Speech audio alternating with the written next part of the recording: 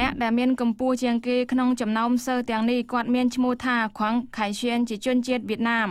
អាយុ2ឆ្នាំគាត់ក៏តាមម្ដាយទៅរស់នៅវៀតណាមតែដោយសារគាត់មិនមែនជាជនជាតិវៀតណាមដូច្នេះមិនអាចដំឡើងថ្នាក់បានទៀតឡើយអាយុ12ឆ្នាំក៏ត្រឡប់មកតៃវ៉ាន់តាមពិតគាត់ត្រូវរៀនថ្នាក់ទី6តែដោយសារគាត់មិនចេះភាសាចិនក៏ចាប់រៀនពីថ្នាក់ទី3ទៅ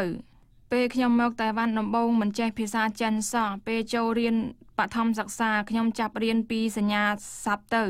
ពេលនោះខ្ញុំមានអារម្មណ៍ធ្លាក់ទឹកចិត្តណាស់មកដល់ទឹកដីដែលខ្លួនមិនធ្លាប់ស្គាល់តែគាត់ពេញចិត្តចំពោះមិត្តរួមថ្នាក់ដែលជួយគាត់អរគុណពួកគេណាស់ធម្មតាគាត់ដឹងគុណនិងចេះស្នេហាចំពោះមិត្តដែលជួយយកចិត្តទុកដាក់ទៅលើគាត់ដូច្នេះសិស្សទាំងអស់គ្នាចូលចិត្តគាត់ណាស់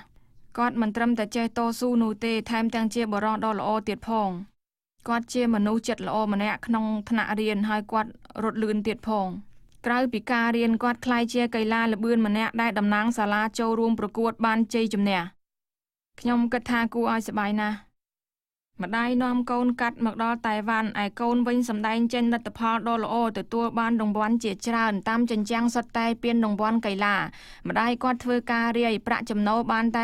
12,000 យួនជីវភាពលំបាកណាស់ប៉ុន្តែដើម្បីកូនដ៏ល្អរបស់គាត់នឹងទ្រាំតស៊ូតទៅមុខទៀតក៏ធ្លាប់ទទួលបានរង្វាន់ពីការអប់រំពិសេសពេលឃើញកូនប្រុសទទួលបានការអះអាងម្ដាយក៏ទប់មិនជាប់នៅទឹកភ្នែករបស់ខ្លួនថ្ងៃនេះខ្ញុំរីករាយខ្លាំងណាស់ខ្ញុំនៅទីនេះមើលកូនប្រុសខ្ញុំសប្បាយចិត្តណាស់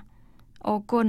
គាត់ចេះស្រឡាញ់ថ្នាក់ថ្នមដឹងចិត្តម្ដាយហើយគាត់ទទួលបានរង្វាន់នេះខ្ញុំគិតថាពិតជាអស្ចារ្យមែន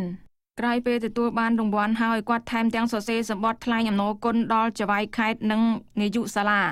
ហើយសន្សំប្រាក់ទុកដើម្បីជួយទិញផ្ទះឲ្យម្ដាយនៅពីព្រោះគាត់គិតថាអនាគតក្រោយនឹងអាចឲ្យម្ដាយគាត់រស់នៅជីវភាពល្អនេះជាសុបិនដ៏ធំចំពោះគាត់ហើយ